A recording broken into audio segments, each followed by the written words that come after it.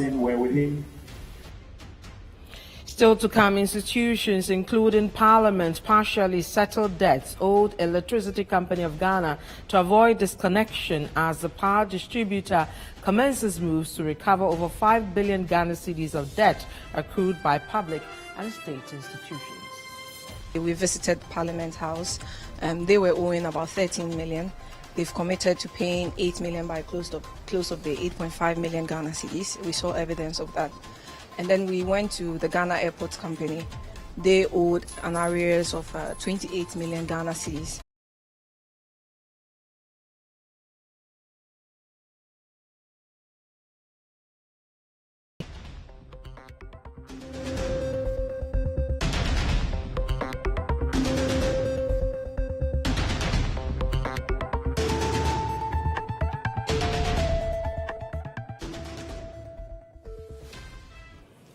Let's bring you our first story, a rather sad one, where former cabinet minister under President Akufo-Addo's government, Dr. Anthony Akotose, has died. This was confirmed by Parliament of Ghana. Dr. Anthony Akotose was a Ghanaian banker and a politician. He was a member of Parliament for Old Tafo for 16 years until he bowed out of Parliament in 2020. He also worked as Deputy Minister for Finance and Economic Planning in May 2003 and was a major economic advisor to the government. This is an interview he granted Citi TV's Current Affairs show, face-to-face host Umaru Sanda, where he outlined his performance as former Member of Parliament for Old Tafo. The one that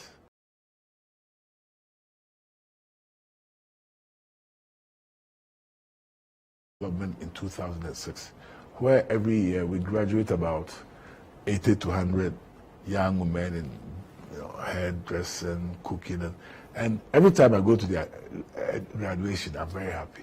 So I'm asking myself, if this avenue was not available, what were these young girls going to do? The parents are happy and so forth. And we had a practice of when you are leaving, we also set you up a bit so that you can be on your own. And that's one thing that's very clear. As for infrastructure, there's no problem. But list some, let's see.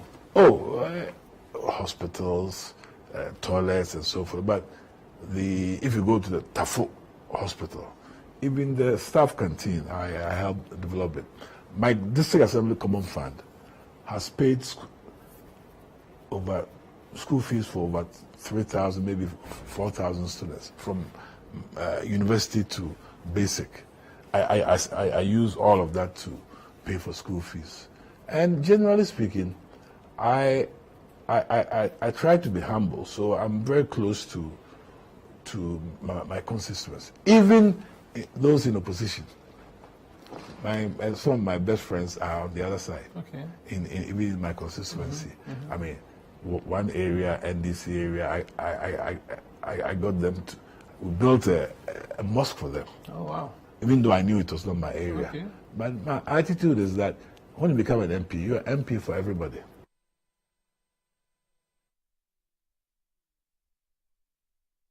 Let's move on to some other stories. We'll take you to the Shanti region because the Vice President, Dr. Baumia, has assured victims of the new Kejetia market fire incident of government support. Now, contrary to the decision of the board of the facility for the market to be closed for 1 more week, the Vice President has announced that the part of the facility that was not affected by the fire will be reopened for business from Tuesday. Let's go to the Shanti region again and speak to my colleague, Fatih Aminu Ibrahim, who has been covering the story. Fatih, what more can you tell us? It has been a difficult moment for traders who ply their activities within the new Kejetia market following the recent fire incident. The market was closed for days, with management announcing an extension of the closure for another 1 week, which wasn't received well by traders. The arrival of the Vice President has, however, changed the mood of the traders as he's announced the reopening of the markets on Tuesday. The President said, investigation, said,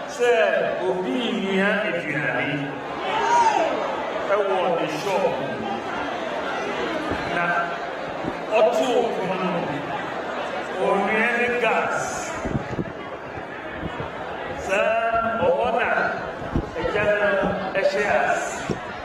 Oho, yeben one so nipa ton chemicals, carbide, turpentine, any gunpowder eben hoyina. Entina ejano ese muhu se explosion so eba. Ni ho gina munyina munyim se mubedi adansi se fire service any nano omuye adie pa because omutini stop ejano na 33 shops out of 8,000 na ewo na ejano koto eti the person for The Vice President has assured the affected traders of government support. He also noted that government will strictly work with the recommendations of the committee that will be set up. The President Yakasa and I pay before that I was saying means thank you say you say shops are Muhiamwa, and so empty a buying pressure report no they are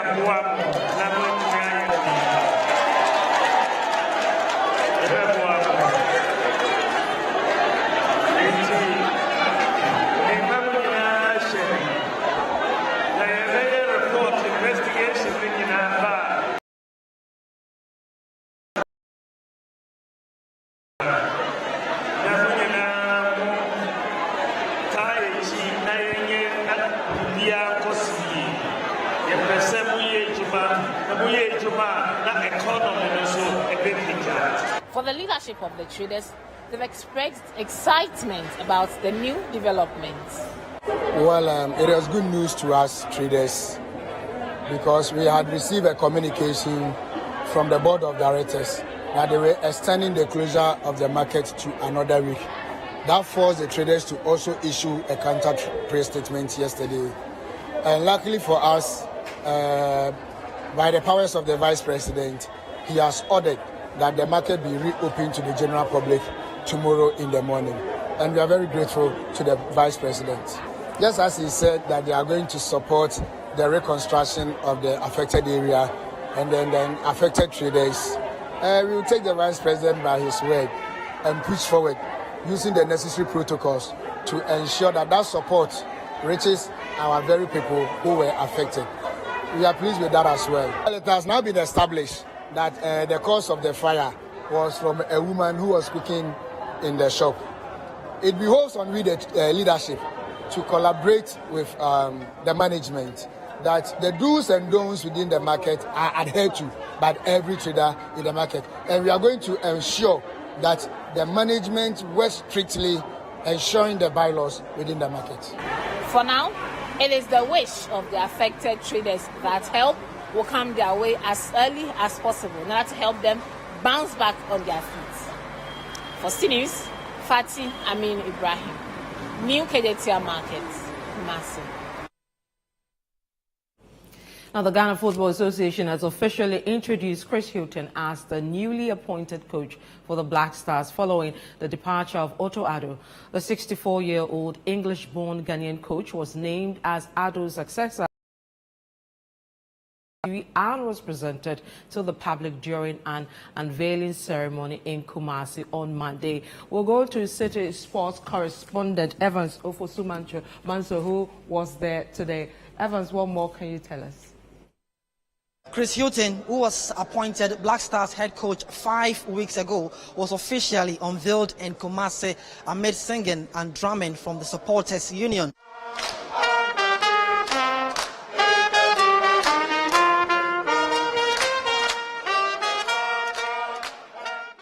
Flanked by officials of the Ghana Football Association, Hilton faced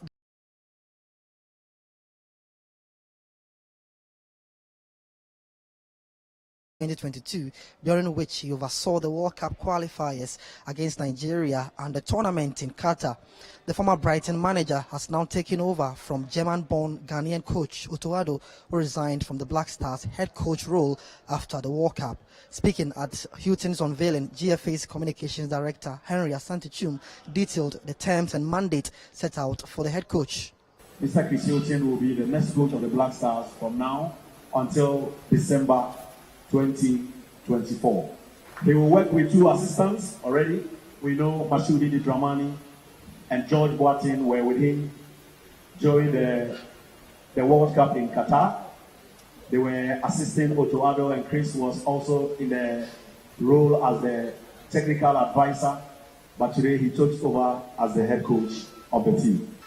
Now, for the first time, the head coach and his 2 assistants will have their contracts running concurrently. What it means is that the contract that Mr. Chris Houghton has signed, his 2 assistants have both signed the same contract, which will run until December 31, 2024. Chris Houghton's official match as Black Stars head coach is a 2023 AFCON qualifier against Angola on Thursday, March 23 at the Baba Yara Stadium in Kumasi, before the reverse fixture on Monday, March 27. During his type of team we will see. What we want to see a winning team, because there can be and there will be lots of questions on a style of football, players that play, why is this player not playing and why is this player playing? Are you too defensive? Are you too offensive? Ultimately, what we all want to see is winning football. And that starts with the correct preparation of the team, using the players to the best of their ability, and picking a team that suits the type of players that we have. So I think we all, as coaches, start on the same level, same starting point. The starting point is to put together a group of players, to play as a team, and to win football matches. Chris Houghton also highlighted the issue of interference from the GFA hierarchy in the works of the Black Stars technical team. All I can say is that I am the new head coach, so anything that you speak of before my time here is very much something that you are bringing up and is in the past. All I can speak about is my communication and correspondence that I had in my time being involved so far. And I can only speak highly of that lines of communication and correspondence and the support that I've had from the association. So this is one that I think it's hugely important, because for the Black Stars to do well and achieve what we want to achieve, this is mostly about the players and the players performing, but it's about the technical staff, it's about the supporters around, but it's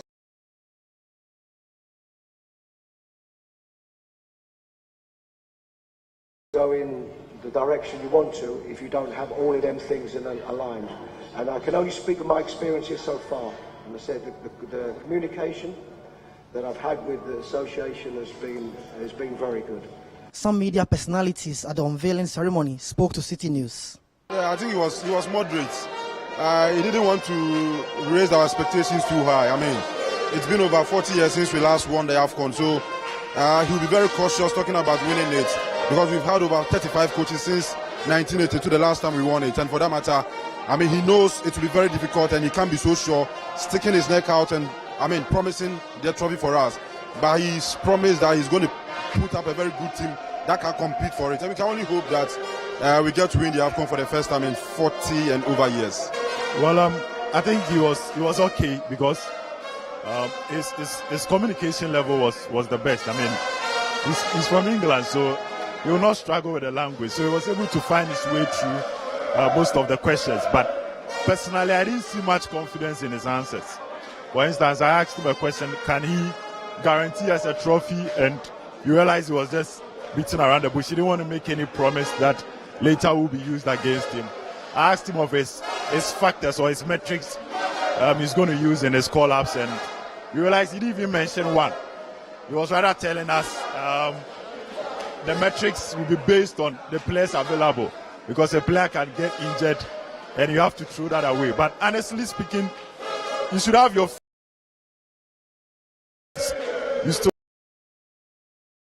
confidence in his answers. I mean, it's a consummate professional. He's a top notch. I think that he distinguished himself by way of the answers that he offered today. Clearly, it tells you that he's a man who understands his job. He's somebody who knows what he's about. He wants to water down on the level of expectation of the Ghanaian people. He has been very measured. He has been very real to the facts and the reality on the ground as far as football is concerned. I am absolutely confident that with the right mentality, with the right support, and the right environment,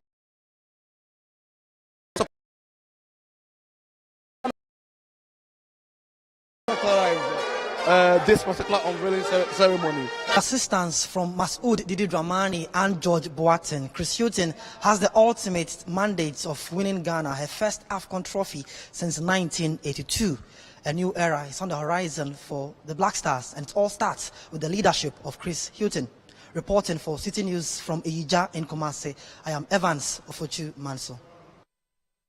Now, Parliament has settled about 8 million out of 13 million cedis owed the Electricity Company of Ghana to avoid disconnection. The partial payment was made when the Revenue Mobilization Task Force from ECG visited the Legislative House of Ghana on Monday with the intent to disconnect the facility from the national grid. The exercise is part of the power distributors' effort to recover over 5 billion cedis of debt accrued by private and state institutions since August 2022. Now, Fred Duho was part of the crew that joined the task force, and he brings us more. Fred. The Electricity Company of Ghana has circulated some public information to the effect that they are going to embark on a national exercise where they will close down their offices, except for the customer-related department that will be open to the public to transact business with the company. In effect, it actually commenced on Monday, March 20, 2023.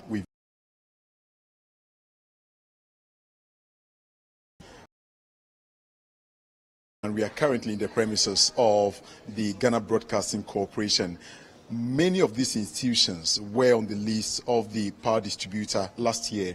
When I was part of them on that particular exercise, they proceeded to disconnect even some of them before they made partial payments, and they were reconnected. The exercise has commenced again this year, almost ending the first quarter, where the power distributor says it's going to recover about 5 billion Ghana cedis from its customers. We have the Airport Company Limited owing 28 million Ghana cedis. When we visited that particular company, they indicated that they're going to make partial payment of 10 million cedis out of that, and there's going to be an outstanding amount of 18 million. Parliament House owes the power distributor 13 million Ghana cedis, and they've since made about 8 million cedis out of that, remaining 5 million owed to the power distributor. GBC, which is the Ghana Broadcasting Corporation, owes 5 million Ghana cedis. B Plus Company Limited owing 42 million Ghana cedis. Legon, which is the University of Ghana, owing 31 million Ghana cedis. UPSA, which is IPS, owes 884,000 Ghana cedis. Fabri Metal owes 27 million Ghana cedis, and Ferro Fabrics owes 15 million Ghana cedis. These are some of the institutions, or both private and public, that owes the ECG huge sums of money that the power distributor is going after them to recover parts of its debts. Those are members of the task force coming from the premises of the Ghana Broadcasting Corporation after engaging with management. They, according to management, they've had some agreement prior to this whole exercise to the effect that they want to settle their bills in installments, and this decision was taken in conjunction with the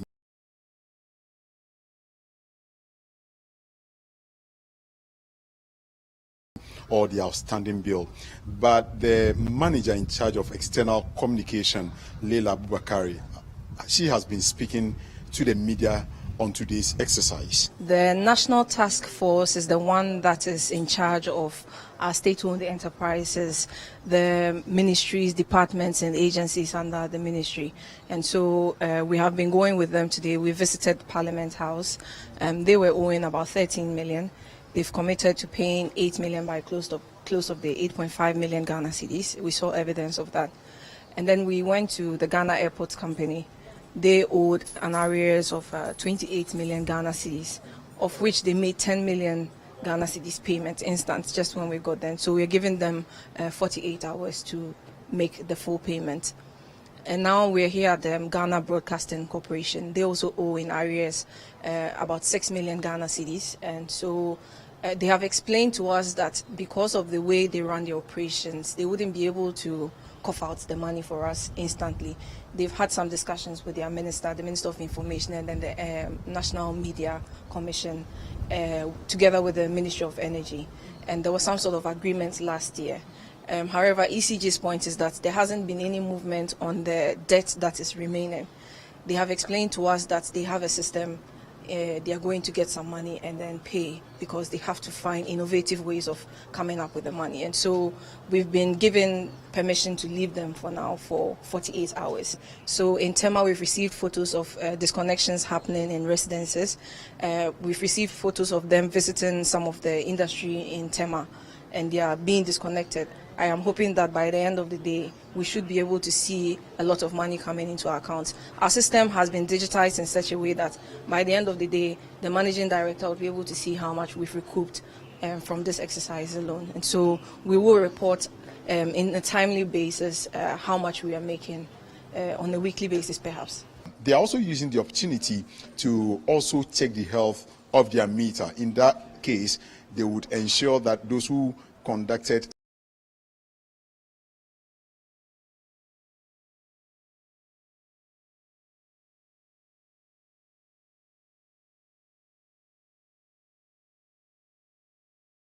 are going to be held before the law courts and surcharged accordingly.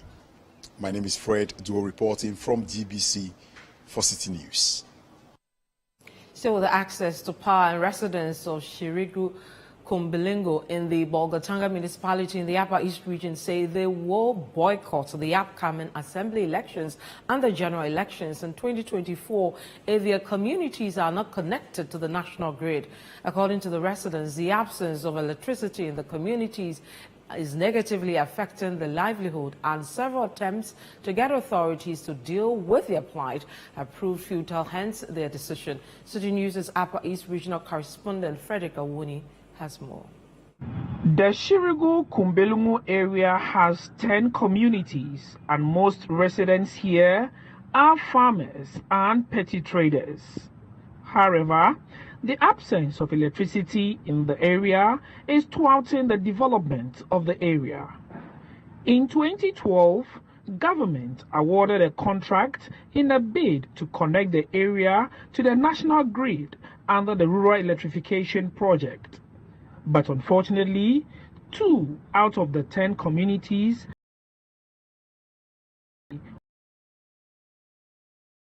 live in darkness. The planted electric poles dotted all over the communities are yet to be wired, and residents are uncertain when they will be connected to the national grid. Some residents tell Citi News how the absence of electricity is negatively affecting livelihoods in the area. You don't have light. When you charge it in town and you are coming back, maybe the next day it's off. Someone who wants to buy something and then sees it on your status and wants to call you, the person will not get you because your phone is off, just because there's absence of electricity. So we're pleading on the government to come to our aid, to actually help us, because we are lacking behind. The most important of what we are suffering for light. First thing, our children for learning is hard for them. We cannot get Latin or taught light. for them to be using. And that one is very important for us to look for the light. The light, for the light there, is affecting us too much concerning our children. They want to learn, they won't get lights to learn. When you go to any village at all, everybody wants to use phone. That's number one. And phone can be used for learning. It can be used for other things. And then this is a farming community as well. We use a mechanized borehole for another farming. So when you mechanize the borehole, when you drill the borehole without light, we can mechanize it. And it is something that is more important for farming. Another thing is they have no light to be learning in the night. So many things that we think the light can help us. And our women too as well, they need light to do any other things. Addressing a press conference at Kumbelungu, Secretary of Kumbelungu Youth, Peter Akolbila, said the affected communities will boycott both the upcoming assembly and the general elections if the government does not urgently connect the communities to the national grid. Have we not been voting since 1992? What crime have we committed? Just as the politicians love and cherish power and will do anything to get it, so do we cherish light, a dam, and a construction of bridges, and will do anything to get them. We will not even talk of the other smaller political parties, but on the two major political parties, NPP and NDC, that they have.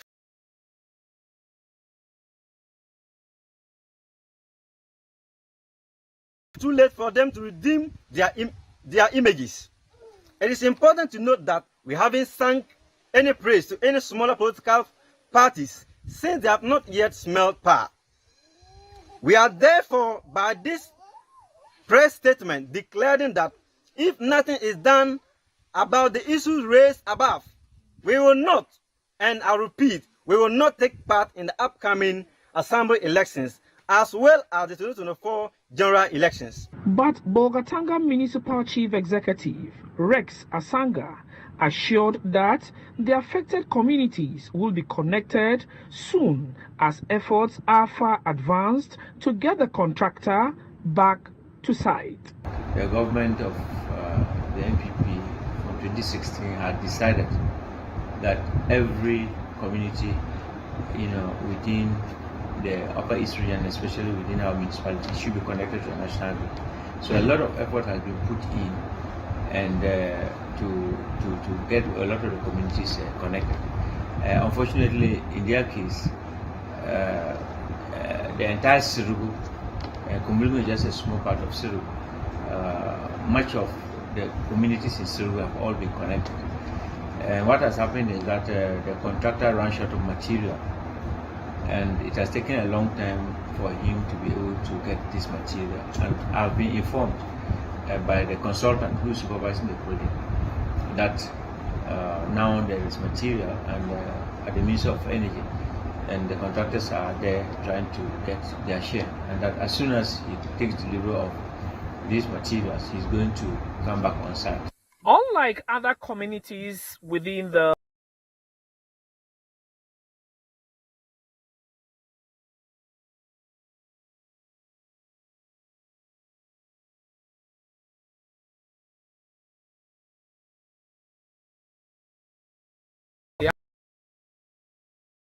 the 2024 general elections, should government not immediately connect them to the national grid? For Citi News, I'm Frederick Awuni, Kumbelungu, Bolgatanga. This is the Citi Newsroom. My name is Vivian Kai. Local still to come. New Yagbonrura and skin for the Gonja traditional area.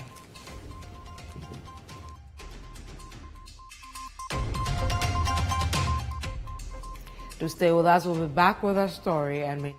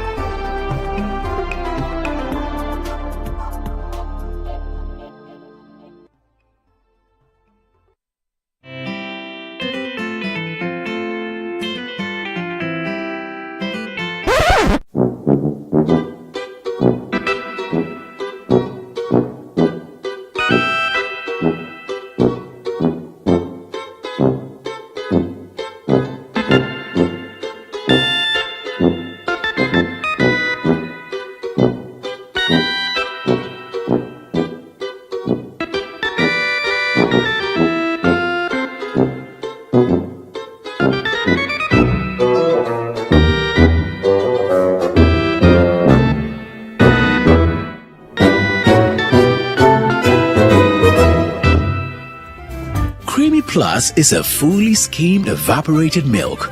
Creamy Plus is available in a shop near you. This message has been vetted and approved by the FDA.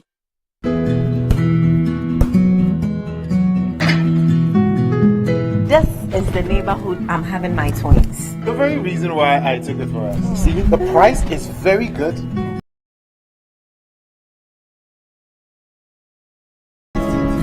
Now I'm a landlord. I don't pay rent. And my Airbnb business is booming.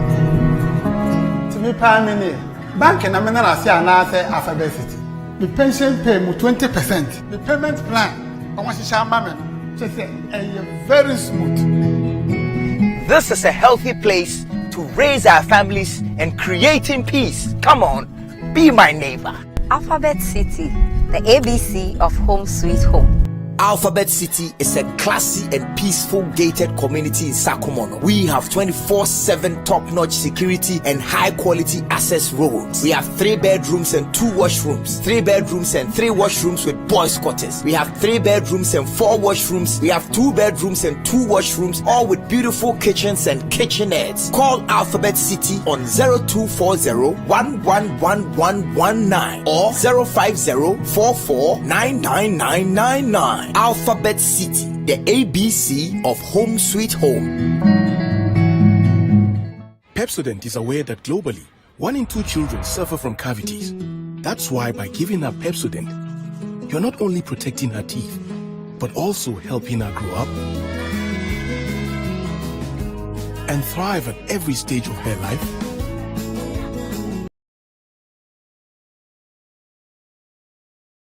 Can succeed and achieve.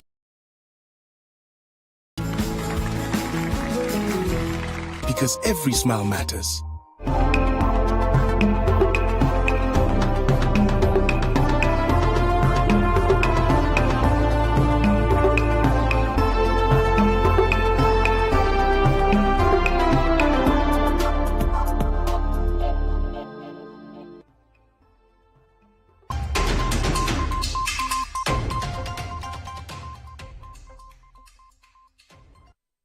And you're welcome back to the City Newsroom. My name is Vivian Kaileko. The National Democratic Congress, the NDC, is accusing the NPP of deceiving Ghanaians that a chunk of the funds the government has borrowed was injected into the construction of roads. According to the chairman of the party, Johnson Asiedu Nketia, only 1.6% of over 820 billion cedis have been used for the construction of roads in the country. We go to our reporter, Philip Nilante. He was at that press conference today. Philip, what can you tell us? President Akufo-Addo, during his presentation of the State of the Nation address, that the NPP government has built more roads than any other government, has been met with numerous reactions.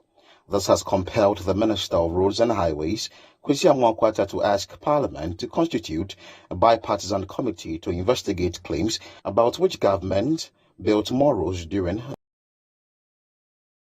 time.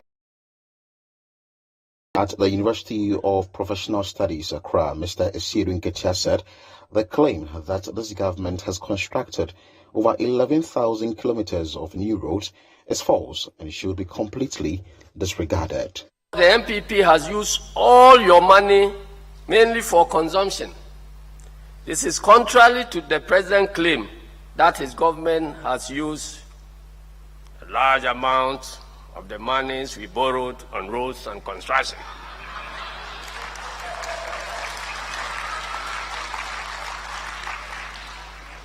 The president knows he deliberately misled Ghanaians with this claim because he's aware that only a minute amount of the overall resource envelope that has accrued to his government since 2017 has been used for the construction and rehabilitation of roads in this country. The truth is that only an abysmal 1.6% of the total resource envelope of 820 billion Ghana cedis has been spent on roads by this government. Official government of Ghana records show that a whopping 93% of the 820 billion Ghana cedis has been spent on consumption. Johnson Asiedu Nketia added that the country's debt stock has been ballooned under this government. Incontrovertible facts show that Ghana's economy showed signs of serious challenges even before COVID-19 struck, a point that was made by the country director of the World Bank, Mr. Pierre Laporte. For instance, way before the first case of COVID-19 was recorded in Ghana in March 2020, the public debt had increased from 120 billion in 2016 to 225 billion in 2019, representing an increase of 105 billion in the country's debt stock. COVID was nowhere. Ukraine and Russia had not even thought about fighting.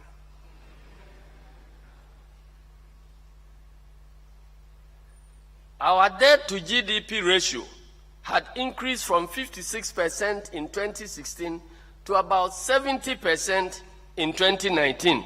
That is including the ESLA, Dachi, and other hidden debts. The NDC further asked the Electoral Commission, EC, to reverse plans of using the Ghana card as the sole document for the registration of voters. Johnson Asiedu Nketia says the President's State of the Nation address was full of untruths. This is why we in NDC maintain that the Electoral Commission must abandon its intransigence and listen to wise counsel in order to save Ghana's democracy. Why would the EC insist on making the Ghana card the sole document for registration of voters when the National Identity Registration Law allows for the guarantor system as an identification mechanism? Why? In the interest of our democracy and development, the Jim Manson-led EC should for once agree with the opposition, NDC, civil society organizations, and other well-meaning Ghanaians, including the Venerable Dr. Kojo Afarijan, Ghana's longest-serving former chairman of the Electoral Commission and foremost authority on electoral issues, who insist that the guarantor system must be maintained in our electoral system. During this crisis, nothing the President says can be believed because everything he has said has proven to be untrue. Ghanaians have come to realize that the claim by the President that he knew how to revive a dead economy was a scam. Quote, "We are a proud nation. We are not going to IMF." What's a scam? There will be no haircuts.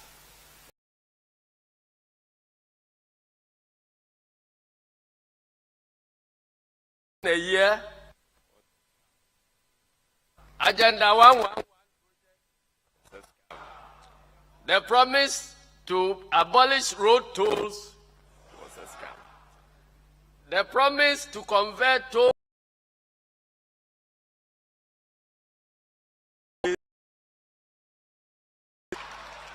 the claim that there was a global shortage of childhood vaccines was a scam.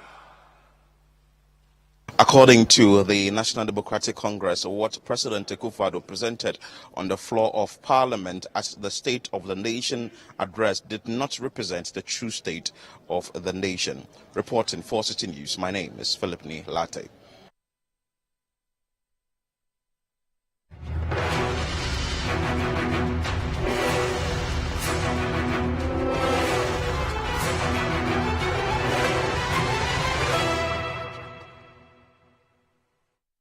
Meanwhile, the incumbent Member of Parliament for Adenta, Mohammed Adamu Ramadan, has filed to contest the National Democratic Congress parliamentary primaries for a second term. The MP, who touted his achievements even in opposition, urged delegates to retain him to continue his works. We have more in this report. Presidency office of the NDC. While naming his accomplishments, the Adentan Member of Parliament called on delegates to retain him as the NDC's candidate. I believe that we have done a lot in the last 2 years since I was elected as Member of Parliament, and I'm sure that the people would give us another chance again. Adenta has a certain narrative where almost any Member of Parliament is not able to do a second term. But I'm very certain that given what I've seen today and the show of love, I'm sure that victory is going to be ours. And you'd all agree, Members of Parliament don't construct roads, but Members of Parliament are punished for roads that are being done. It's one of the reasons why I've been selfless. I've committed my car loan to acquiring a grader for the constituency so that we give the people temporary relief whilst we get government to come and fix the road. So I'm very certain. I mean, you've seen the numbers out there. And as a matter of interest, Adenta has had 5 members of parliament. I'm the 5th member of parliament. For every election, we happen to be the first member of parliament whose party is not in government, but people can attest to the sort of things I have done and continue to represent for the people of the constituency. So I'm very confident. May 13th, victory will be ours one more time. Some delegates who spoke to Citi News were confident the Member of Parliament, Mohammed Adamu Ramadan, was in the best position to help the NDC win the constituency. Since the inception of Adentan constituency, we've never had an MP who has been able to retain their seat even for a second time. We are fed up with changing our members of parliament every 4 years. And this time, we are all very resolute in retaining Ramadan for the works is done, simply for the works is done. We've never had an MP who has decided to change to, instead of acquiring a V8, rather acquire a grader for the constituency. This is, I mean, it's never happened in the whole of Ghana. These are some of the reasons why we know it's exceptional. And we are coming out, showing our faces and campaigning for him, irrespective of whoever. The rest can wait. Ramadan has been with us since 2015. When we were even in opposition, when we went in opposition in 2016, he stood with us.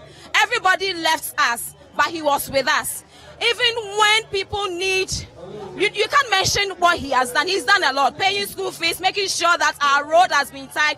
It's not all the MPs who will sacrifice their comforts that you should have grader so that you can make your road motorable. So, Honorable Ramadan, we are retaining him, and he will go back to Parliament 2024, and he is winning, inshallah, with His Excellency John Dramani Mahama.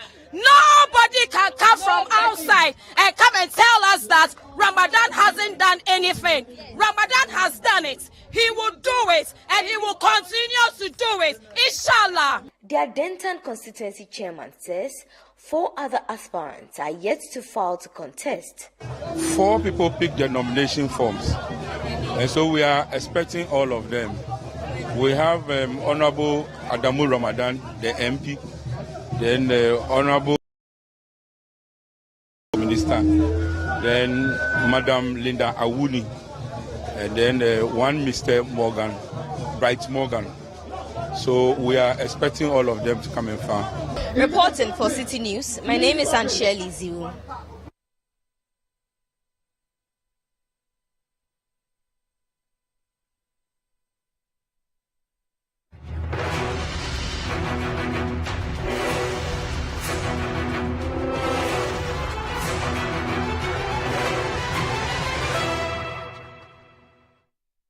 Away from politics, and a new Yagbonra has been enskinned for the Gonja traditional area. The enskinnment was done at a colorful ceremony at Nyanye in the Sola Tuna Kaba district of the Savannah region. Citi News' Savannah regional correspondent Richard Fogo reports. Tulawura Amunabafe Borenyi was on Monday, 20th March 2023 enskinned the 34th Yagbonra of the Gonja traditional area. The enskinnment was done at Nyange in the Sola Tuna Kalba district of the Savannah Gonja traditions. The Yagbonra will now be known and called Jira Bikunu Jewu Swale I. As part of the traditions, the Yagbonra stopped at Gentlepe, where he was given water to drink before departing to Damango, where he will reside. Jira Bikunu Swale, will be outdoored at the Japa Palace in Damango tomorrow, 21st March 2023. He succeeds Tuntumba Boresa, who passed in February 2023. As you can see from behind me here at the Japa Palace in Damango, Gonja landers from all over Savannah region are here dancing in excitement and waiting for the arrival of the new Jagwawura, Jira Bikunuto Jewu.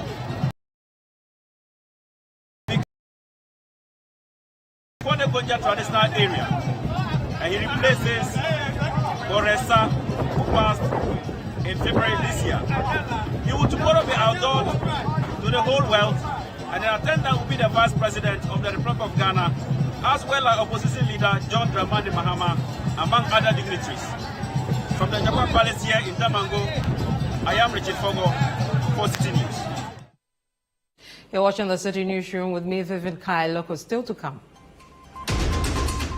Inadequate infrastructure inhibiting teaching and learning at Tertiary College of Education in the Western North region.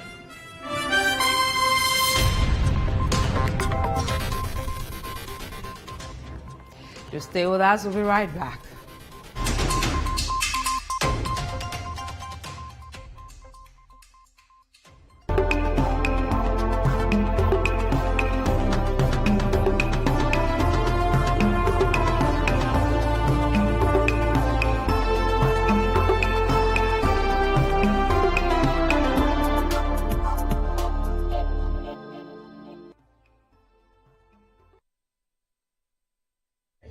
Wow.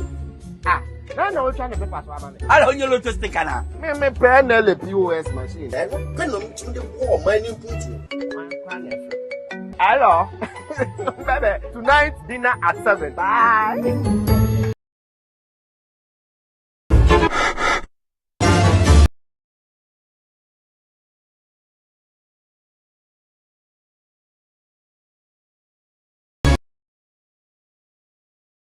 I want. Joy. Your lottery experience just got better with the new NLA Instant Payment. Play on the NLA machine, and if you win up to 1,200 Ghana cedis, you will be paid instantly without any stress via short code *389*1000#. Payments above 1,200 Ghana cedis can be redeemed at the newly established payment centers. Hey! It's in. NLA Instant Payment and a paying grind. Wait, guys. Bring more. NLA, development through games. It's on my nephew. Wow, this place has changed, yo.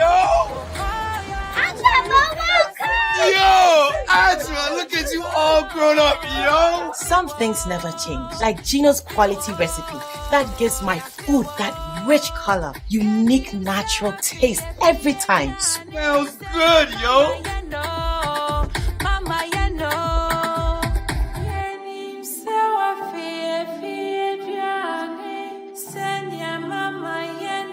Hey, sister, we did what Ponsano and Casa, just like I remember. Uncle, hurry up and let's open the suitcase.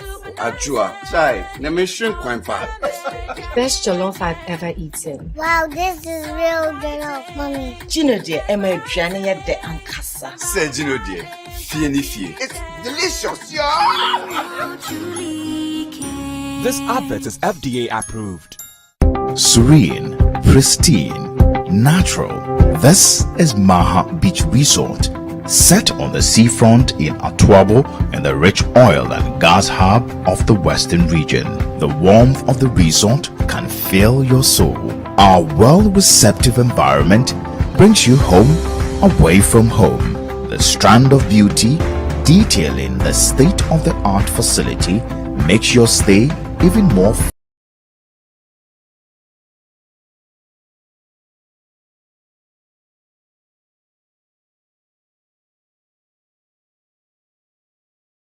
Resort, redefining indigenous hospitality.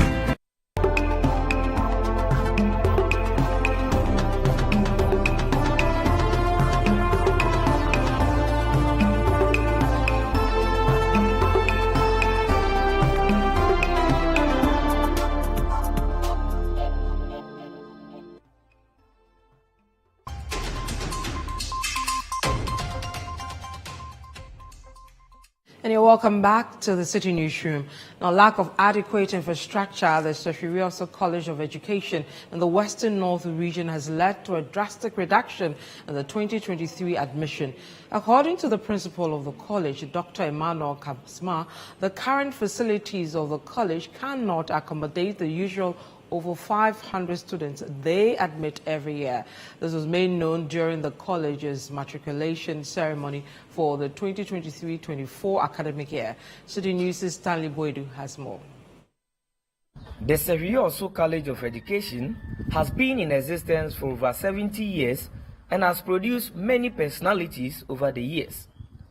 They award certificates and degrees in programs such as Bachelor of Education in Science and Mathematics, Mathematics and ICT, Science and ICT, Visual Arts, Agricultural Science, Home Economics, Technical and Early Childhood Education, amongst others.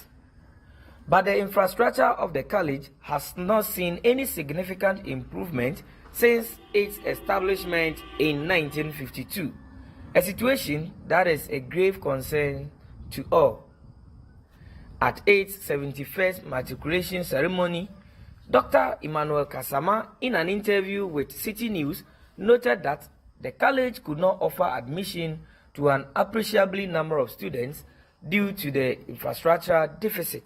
Infrastructure is one of the major challenges that the colleges are going through. So this year, for instance, we were not able to admit our usual number of 400, 500 because Minister informed us that we should admit number of students that our facility can take care of. So we were unable to admit 500 students. We came to 270. So it tells you that we have a problem of accommodation for students, and government also promise of giving us 300 bed capacity hostel. Contractor is here to come on site. The principal further urged matriculants to at all times take their studies serious. The first batch of the bachelor's program that the colleges of education started, the first year, some of the students were not able to pass all their courses. So those who failed 9 credit hours for the year were supposed to be dismissed or go home. By the minister, on behalf of government, decided that because it's a new thing that we are starting the colleges, they should be given amnesty. So those students were asked to repeat. But after first 4 years, our mentoring institution, University of Education Winneba, is saying that once you fail 3 subjects or courses, then you go, and if possible, you come back and start again. And tertiary, everything depends on you. So they should take their studies seriously. They should attend lectures. And as the teachers rep said, they shouldn't feel shy. If you don't understand something, you should ask your colleague students to ask for further explanations.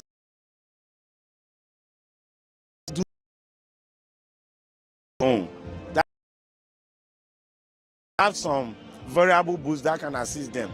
So advice is that they should be very, very serious on their studies. Reporting for Citi News, Stanley Boydu, Sefirioso College of Education. Well, that's it for today's edition of the City Newsroom. Our website, citynewsroom.com, has more.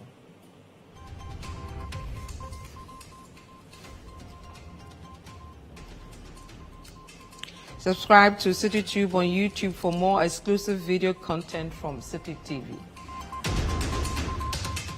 You can also watch Citi TV on DSTV channel 363 and GoTV channel 182.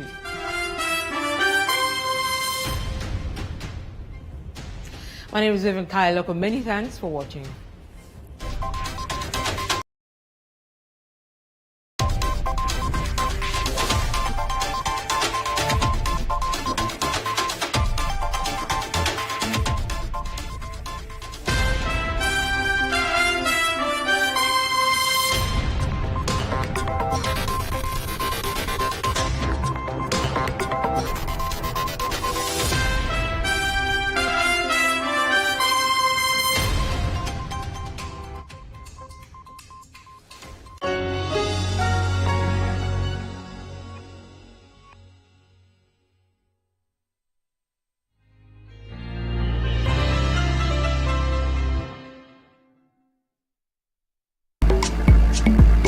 We're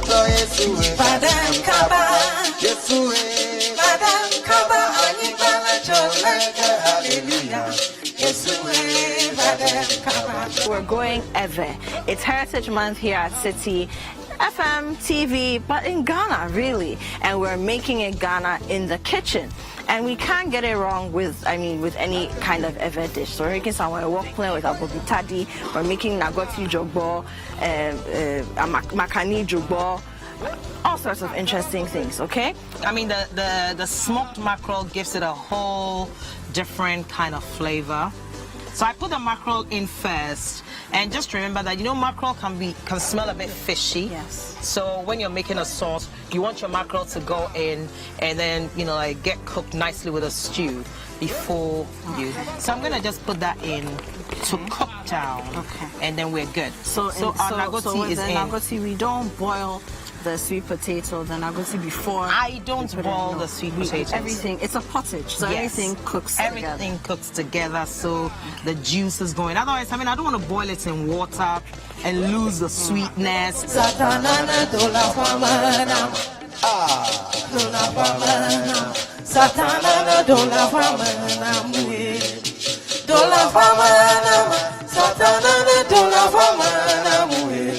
What's Cooking is brought to you by Tasty Tom Enriched Tomato Mix, Fakakra Na Ayebebre, and Fanice. So nice. Frital, you deserve a life of goodness. Is this Nani Flour? Yes. What is it with pig feet? No. Ghana is a country that's full of historical antecedents and rich cultural heritage. What is a rich cultural heritage without soul food? And what is soul food without a touch of ethnicity? And what is ethnicity if it's not from your village? The season of all things Ghanaian is upon us, and we are here to celebrate an aspect of our Ghanaianness with the Back to Your Village Food Bazaar, happening live from the 25th to the 26th of March 2023 at the forecourt of the Accra Metropolitan Assembly. Come, let's treat ourselves to delectable, authentic Ghanaian cuisine from the northern, the middle, and the southern zones of the country that reflect our true cultural diversity. While at it, we'll be jamming to genuine Ghanaian music amidst games, competitions, storytelling, and so much more. Interested vendors of indigenous foods are invited to register. Don't let this be another missed opportunity. Call 0205-973-973 to book a stand and be part of the Back to Your Village Food Bazaar 2023. Anyamime, the country make hot too. So come, let's enjoy some good food, resounding music, heartfelt camaraderie, and remind ourselves why Ghana is still our home at the Back to Your Village Food Bazaar on the 25th and the 26th of March 2023 at the forecourt of the AMA from 8 a.m. each day. The Back to Your Village Food Bazaar is powered by Citi TV with support from Citi FM and is sponsored by Volta Ghana Limited, Malta Guinness, Africa Business Bureau, Fortune Emopa, Pan African Savings and Loans, and Geno.